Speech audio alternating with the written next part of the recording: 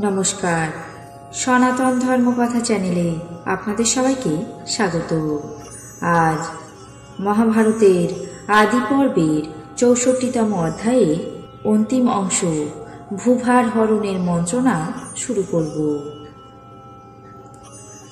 নারায়ণং নমস্কৃত্য নরং চৈব নরোত্তমং দেবীং সরস্বতীং ব্যাসাং তথা জয়ামুদীরয়েৎ।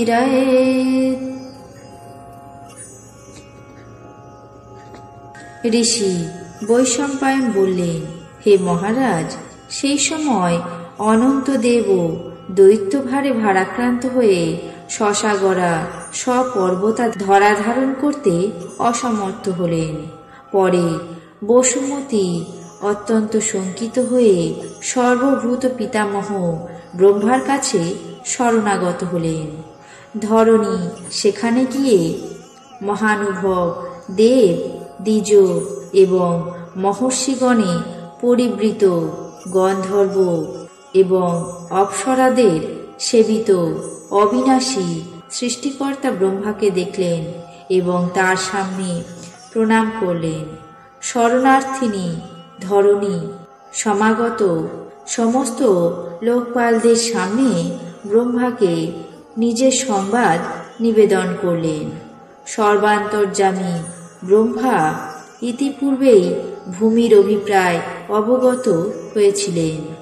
বিশ্ব নির্মাতা সর্বদা সকল লোকের মনোমন্দিরে জাগরুক আছেন।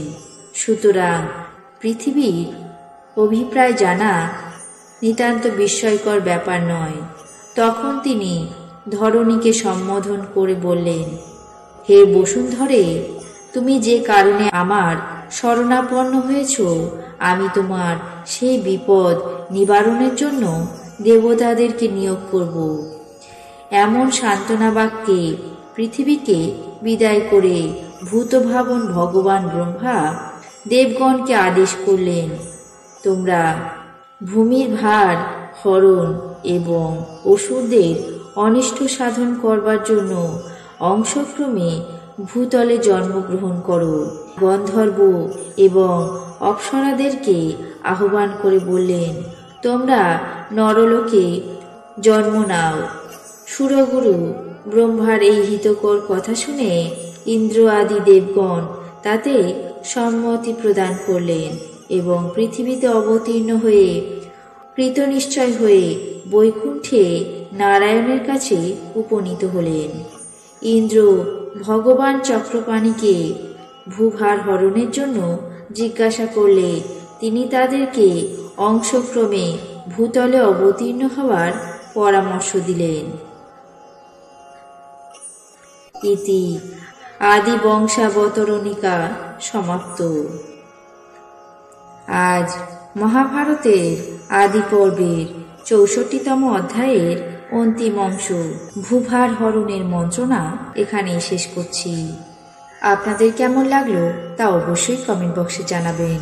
চ্যানেলটিকে সাবস্ক্রাইব করবেন, লাইক করবেন, শেয়ার করবেন। ধন্যবাদ।